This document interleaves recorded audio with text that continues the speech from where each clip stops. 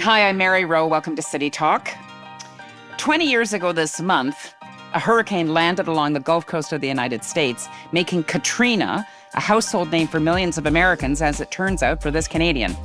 It was really the most massive weather event to hit here in North America in a century, and became a kind of precursor to what we now have become much more acclimated to: severe weather events that make landfall, or in Canada's case this summer, blow into communities of every size and circumstance. But Katrina was more than just a bad storm. The real devastation wasn't due to the weather. It was the cascading impacts of failed infrastructure, as the engineered levees that had been invested in by governments for decades proved inadequate and were overtopped, or in this case undermined, by the storm surge that followed Katrina's landing. I was just starting that week a fellowship with a US-based charitable foundation, the Blue Moon Fund, whose wealth had been derived decades earlier from the oil business in Louisiana.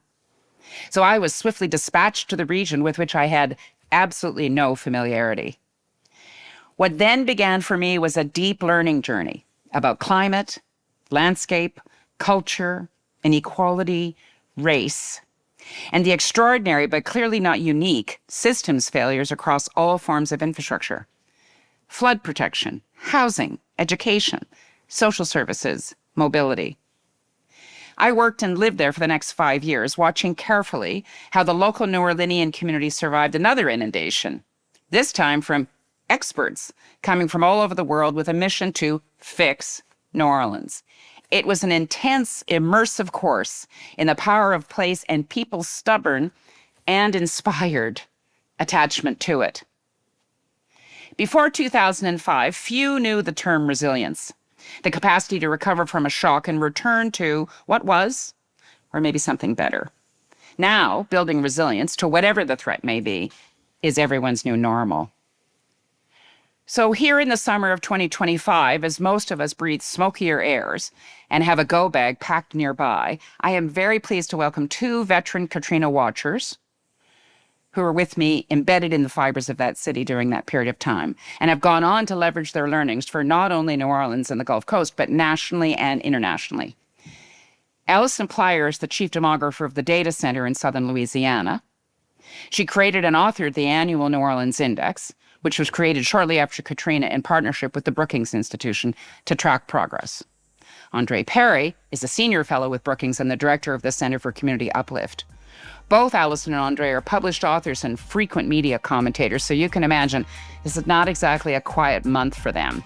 I'm very grateful that they're coming to give us today a bit of their time. Hi there.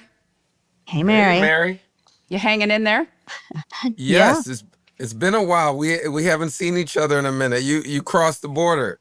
I did, but I'm never far away from you. What can I say? And, from the time that I was in New Orleans, I started to refer to it as a prophetic city, both positive and negative aspects of that. So I want us to start by you telling us, why does New Orleans matter? Why does the experience that it's been through in the last 20 years that you've been witness to, why does that matter? Allison, first to you and then to Andre. Oh, my goodness. Wow.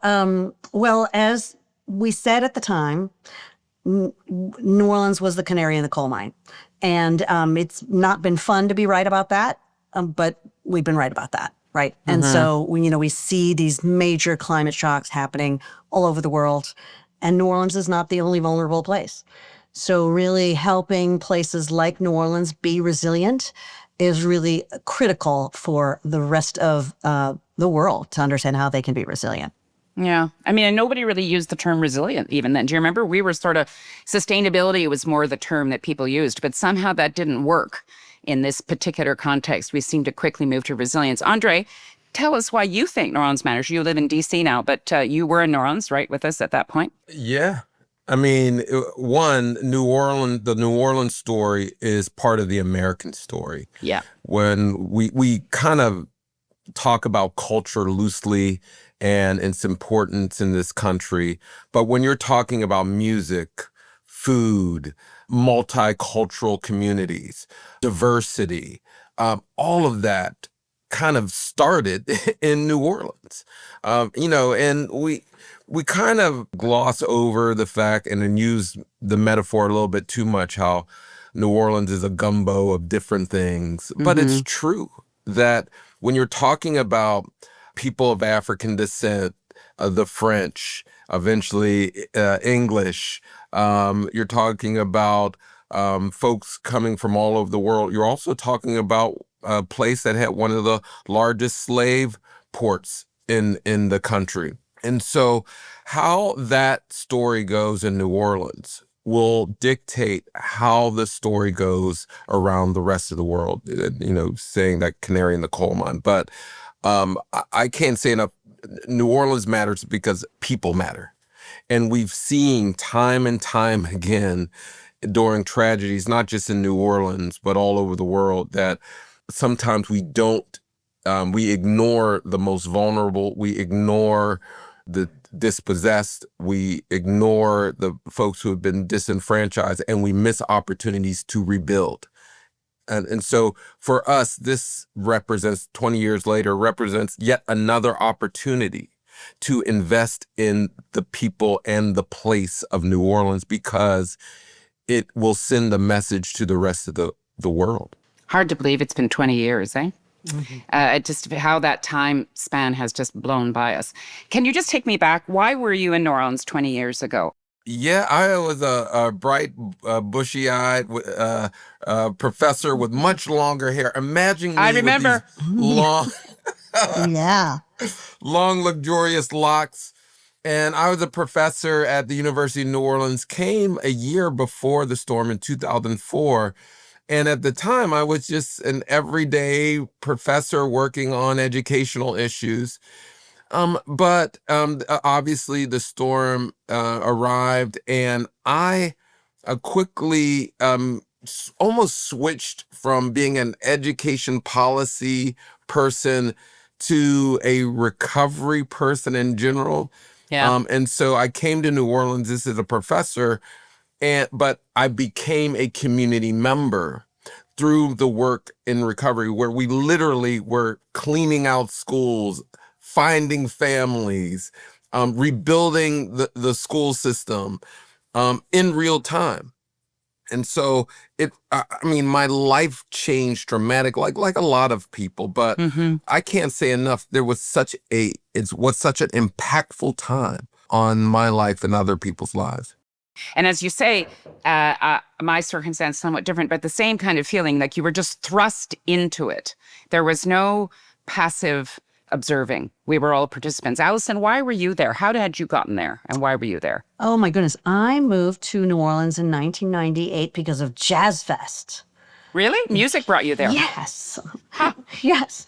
And I was quickly recruited to work at the data center, which had just been incubated at Tulane, but was going out of Tulane, and really intent on democratizing data and helping average folks access and understand and utilize data in highly usable forms, lay language. So we had all this wonderful data for all 72 New Orleans neighborhoods. And when Katrina hit, suddenly the whole world wanted New Orleans data. And while I was evacuated, I was answering all kinds of media questions and responding to all kinds of federal agencies. The Census Bureau was asking me how many people had evacuated. Which and ultimately we formed some critical partnerships, one being with the Census Bureau and the other being with Brookings, and really looking at the recovery over time and helping inform the recovery, what was going well, what was going poorly, so people could get a sense of progress over time and how to prioritize. Yeah, this is one of the prophetic elements, I think. There are just these components that had to be quickly invented in New Orleans, and now are just part of, I think, the rule book of how you build resilience in a community. But local data, Allison, I mean, you had some fights to convince authorities that your data was actually the most reliable. Can you remind us about that? Yes, there were a couple of them. One of the big ones was the Census Bureau's population estimates, which happen annually. In 2007 and 2008, we could tell were way too low, and we actually convinced them to increase the estimates all total by about 75,000 people. And back then, the city had less than 300,000 people in it, so that was a big chunk. When they did the 2010 count, the estimates were within 6% of the actual count. Otherwise, they would have been off by 25%. So it was Wow. it was a big win for the Census Bureau that they had listened to us. So when you look back at that period of time, you were an educator and instantly a community activator, Andre, I get that. And Allison was there trying to make sure that she was building a material data case. What do you remember were the key challenges?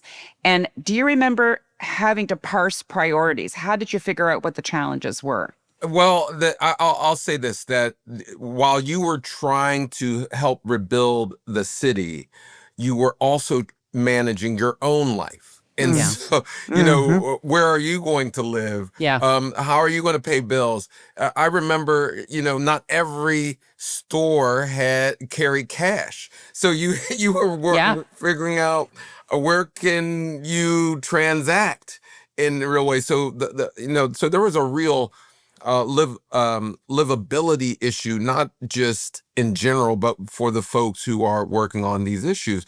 Now, I will say housing. If there's any one thing that was a challenge at the time, it was housing, because such a large percentage of the city flooded, and to clean up and then rebuild, this takes time. And if you can't get into a home, it's less likely you're going to get a job. It's less likely you're going to participate in other civic activities. So I would say if there was another priority or challenge, it was around housing. And then finally, I'll just maybe go on the communal side of this, that so much of New Orleans is about our social connections there. Yeah. And so I'll never forget the second line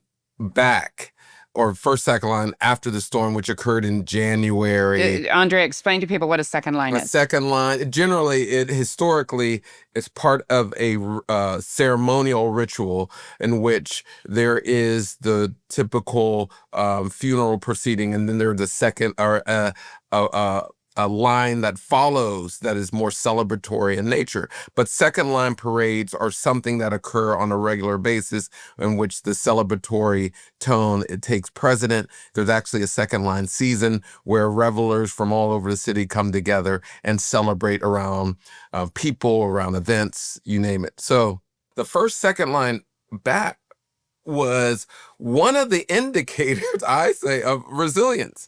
Yeah. Because when you can bring back sort of the social aid and pleasure clubs, the other civic organizations that are really core to New Orleans like no other place, then you're on the way back. So, so you did have the physical challenges of living, you had housing, but then there's the social elements, and all of those things were a challenge initially, in my opinion. What do you remember, Allison, as those big challenges then at the beginning? I could certainly echo what Andre said. I mean, those of us who were able to come back, I had my job, but my house had flooded.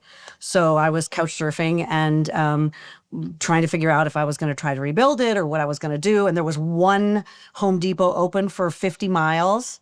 Yep. And one grocery store for 50 miles, right? And it had limited hours because there weren't any people there to staff it, The livability issues were enormous, and it felt like some sort of Armageddon scene. And yet, the whole city also was really like a group therapy session constantly, right? Yes. With everybody really supporting one another with how was your day, what's going on, just sharing good information, helping one another. There was so much helping one another. I had probably, 3 dozen friends at different times come to my house and help me with the mucking out process.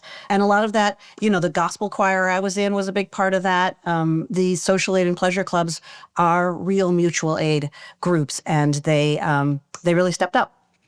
Talk to us about the work you've done, because you have, again, partnered with Brookings, Allison, and you're working with a national institution that has all the resources and credibility of that. And there you are in little old New Orleans, trying to surface the key indicators to tell us, how's it worked out?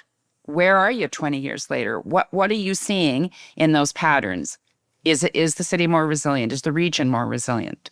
Well, we looked at all the aspects of resilience, right? And there's actually really good literature on this. And so it's not just about strong housing and infrastructure. It's also about a diverse economy, so that if, your one major industry goes down, you can rebound if you have diversity in your economy, meaning sectoral diversity. It's about wealth, having some cash in the bank, whether it's a rainy day fund at the government level or philanthropy or individual wealth, is absolutely critical for disaster recovery. And it's about social cohesion. Right. And all of these really make a huge difference in recovery, attachment to place, that sort of thing. So we looked at all those things. And it's certainly clear that we need additional investments in stronger infrastructure and housing. Some of that is already happening. We have the best levees in the country now. We have extensive work been done in our drainage and water management. That's been amazing. We need more work on our energy infrastructure. But here again, community is stepping up. We have community lighthouses where churches and community centers have installed solar panels and batteries. So when the power goes out, when we get shocks, folks can go there, get their medical devices charged, have community, all of that. So we need more in terms of housing and infrastructure investments. The economy is diversifying. Entrepreneurship is a huge bright spot, and Andre can say a lot more about that. And wealth is a weak spot, material wealth, of course. We don't have it much individually or in philanthropy, but social cohesion is an incredible strong spot, and is definitely a big piece of what has helped the community in each of the shocks it's received to rebound. I think you said lighthouse. Every community has a lighthouse, yes? So there's something called community lighthouses. After Hurricane Ida hit us in 2021, the power was out for 2 weeks in some parts of the area and for 4 weeks in other parts. And folks realized this is going to happen again. So churches started raising money and other community centers to put up solar panels and storage batteries, so that they would have power the minute there was a power outage. The intent is to have one within 15-minute walk of everybody in the whole city. So that And that is much more achievable than getting every single house its own solar panels and batteries, right? Mm-hmm. And it also is social cohesion. It brings people together. You get a meal. The adults get to watch the kids. Everybody gets to exchange information. It was operationalized during Hurricane Francine and worked beautifully. Andre, I'm interested from your perspective. You're looking at big macro conditions all the time. Obviously, inequality and the racialization of inequality and the racialization of poverty, it must show up all the time in every piece of work that you do. And in New Orleans, is it more extreme than in other cities, or is it sort of typical? Well, building off the last response, I'll say this: that when you're at Brookings or you're looking from a national perch, you also realize that New Orleans is not alone. Right. And oftentimes when we frame things as what's going on in New Orleans, has New Orleans improved? If you don't put it in the national context, it ultimately leads to blaming local leaders or people for what they did not do, when in fact they've done a lot. As Allison has mentioned, in terms of water management, in terms of building up the levees, there's improvement there. But guess what? The climate is changing underneath it. Right. And so and I say all that to say is that what I'm seeing in New Orleans is incredible strength.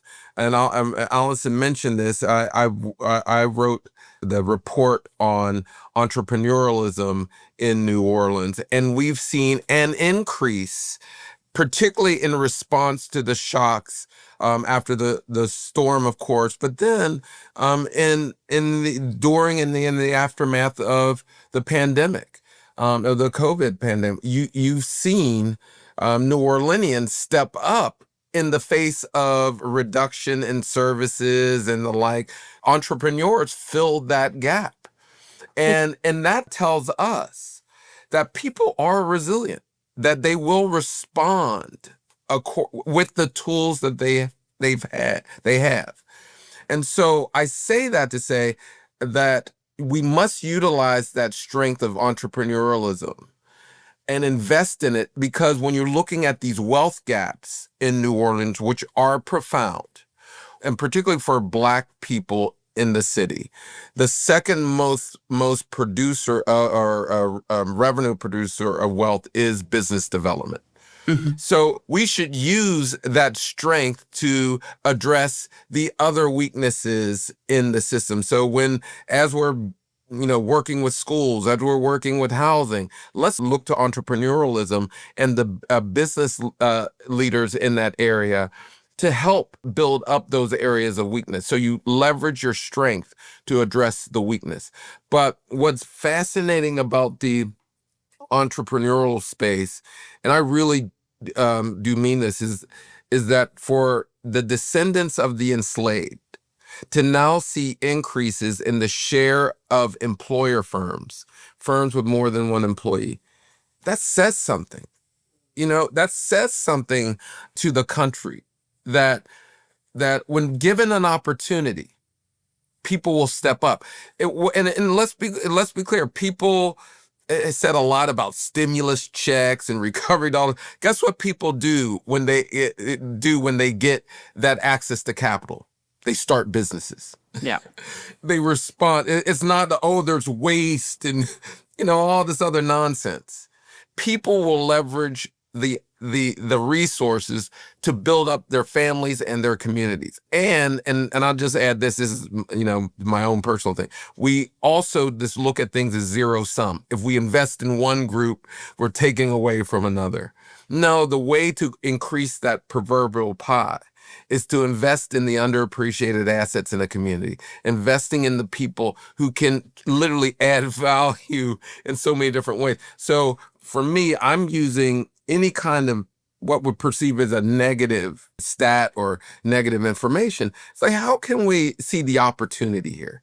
And the business community is known for taking advantage of opportunities. So let's leverage the business data that we see, which means leverage the people behind those data to address all these other social problems. It's interesting. I mean, as you said earlier, Allison, New Orleans was the canary in the coal mine. That old adage, if you get lemons, make lemonade. I mean, you are the early adopters of multiple lines of defense, of different kinds of approaches to mutual aid being culturally embedded through social pleasure clubs, all the festivals. We started with Andre talking about the second line. That entrepreneurial kind of creative energy is kind of hardwired into New Orleans, it appears. It's kind of perverse, though, that the enabling conditions to spur you have been these remarkable shocks. And the aid that followed. Allison, you've got the data to support what Andre is speaking to, that the entrepreneurial energy is evident in the data, is it? Oh, yeah, absolutely. So we're seeing right now that New Orleans' rate of business startups is 35% higher than the national average, and it's actually 29% higher than the average of the other 49 largest metros. So it spiked after Katrina and has remained consistently higher than other metros ever since. I remember with a lot of your colleagues, when I was living there, I remember Karen Gadbois saying, we thought for a couple of years the cavalry was coming. Then we realized, no, we are the ones that we've been waiting for. We just had to get up and do it. That kind of realization that you're going to have to I wouldn't say it's a realization as much as people just need the capital.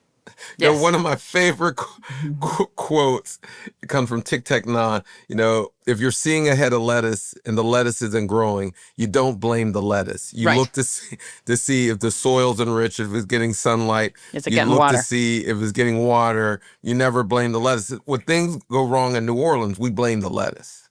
Right? We blame people. We don't look at the resources that aren't there as a reason for not growing. And so for me, whenever we see a lack of growth, you point to a lack of investment.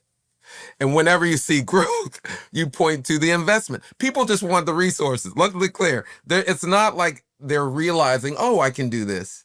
They're waiting. They're ready. Folks are ready to work. They're ready to do these things. They just need the resources to unleash the activity. So let's talk about sources of investment. Does New Orleans have the sources of investment it needs, both in terms of getting it to this point and also for the future? Yeah, no, I think that's a really big question. And, New Orleans has some of the lowest philanthropic assets per capita of any of the largest 50 metros. And there's really no doubt that it was external philanthropy working with local philanthropy that was critical for a lot of the work that got done post-Katrina. And so, that's a challenge. The state also is going to have to think differently about its resources, right? I think that, when we look at sort of the opportunities to grow the economy, we really need to be ensuring we're incentivizing businesses that actually employ people. And more of the really large corporations are using automation and mechanization to employ less people. So the state itself has only grown jobs 2% since the year 2000. Wow. And the nation has grown 20%. And now the state was regaining population until just a few years ago, and now is losing population. And the number one reason people move long distances is for work opportunities, right? So we know that the state really needs to start focusing on the businesses that are newer, that are entrepreneurial, that employ folks. The older industries like oil and gas are more and more productive, meaning they're hiring fewer people. More drilling, more mechanization, less hiring. And that's true with upstream chemical, which got billions of investment over the last 20 years and is hiring very few people now, fewer and fewer. Well, this is the thing, that United States is not going to be a nation of 7 superstar cities where everybody gets the jobs and and all the economic activities going to occur. We ultimately have to prioritize well-being for all communities. I don't care if you are a city of 15,000 people, 200,000 people, or 3 million people, that everyone deserves the right to thrive. And we certainly have enough resources in the country to figure out ways to support businesses, small and large, in regions where there's certainly a certain number of natural resources in the region that can support well-being in not only just New Orleans, but the entire Gulf Coast. And so it's a matter of figuring out ways to prioritize well-being as opposed to just productivity, which you can always, cancel out people in the process. So again, that's something at a national scale that we got to figure out. That's just not New Orleans. That's all across the country. I think of dramatic events that have affected the course of history, like the discovery of cholera in the 19th century in London, where they realized it was the water supply that was contaminating, or the Triangle Shirtwaist Fire, where they realized that people died because the building codes were wrong. And, each century seems to have had a seminal event that creates what I call a dividend. Oh, suddenly now we have, municipal water systems, sanitary water systems, and now we have building codes to get you out of buildings. If you were to think about Katrina as this canary in a coal mine, seminal event 20 years ago, here we are 20 years later, what is the Katrina dividend? Wow, that is such a good question. I think what has become clear is that our infrastructure and our housing does have to work in the setting where it exists, right? So there's more that needs to be done in New Orleans, as I said. And we've got a series of papers that come along with our major report that we're releasing. And one of them talks about climate adaptation, and the number of things New Orleanians have done to adapt is incredible. So the number of rain barrels and bioswales and, and as I mentioned, the community lighthouses. But then there's also new opportunities on things like amphibious architecture, right? Where what the heck is amphibious architecture? I know. You should read this report. It's super cool. I'm going to read it. Yeah. Everybody's going to read your report now to find out what amphibious architecture is. And some of it is tweaking the policies so that they'll support that, right? Okay. And it's totally functional, right? And there are people who have done it in other countries as well. So I think that the places that we inhabit are places that need to be inhabited, right? The Port of New Orleans is critical for the country. It's not like we can all just abandon it, right? And we need to make the infrastructure and the housing match the circumstances, right? And the same is going to be in California and in Florida and all the places that are experiencing shocks. What about you, Andre? Do you think about this way? Is there a Katrina dividend or Katrina Oh, there's dividends? several. I think as someone who talks about wealth inequality, I don't, at the time, even in the immediate aftermath of Hurricane Katrina, people would say things like, if we could only fix the schools, everything will be all right. Right. Oh, I remember. Right. And, schools have improved, but there's still a quality of life that also needs to improve. So the point is, prior to Katrina, we did not talk about wealth in the same way we're talking about it now. That's interesting. I think Katrina had a lot to do with it. Now, the other thing I'm going to state is not that we're reaping the benefits of those dividends, but we know better now. Mm-hmm. We do need some type of federal apparatus to respond to storm. I mean, and you've seen this argument. Should it be thrust down to the local level, the state level, or is there a role of the federal government? The truth is we need both. And so we learned that from Katrina. And part of that, this is the other thing, how we reimburse families for housing. We've learned a lot of things. I wouldn't say we got all the lessons down perfectly, because one of the issues that is over every region, and actually the entire nation, is housing insurance, because that issue in California, Louisiana, and other places, it's going to impact us all in terms what's your tax view? What's your view on insurance? How should we be dealing with that? Well, I'm gonna pass on that one right now. Oh, nice try, Andre. And get people to read more on that. But the point of it's a challenge, though. This is a challenge. It is a absolute challenge, and it speaks also to one of the pieces in the report, Allison, that I'm so interested in is nativism. High percentage of people in New Orleans are from New Orleans and have been there. Probably a higher percent, 70, I think, right? Mm-hmm. High percentage to other places, which means their attachment to their place is fierce, even if it means that there is going to be an insurance implication for them.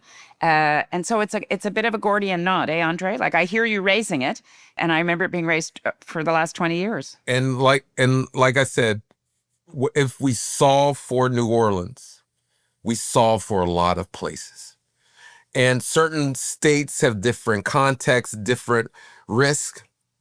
But in general, we see that climate risk is impacting people in the pocketbook in terms of higher energy costs, higher insurance costs. And you don't have to be a climate justice or climate scientist. I mean, everybody's a tree hugger now. Everybody wants to figure out ways to address this climate issue, because it is impacting people in the pocketbook.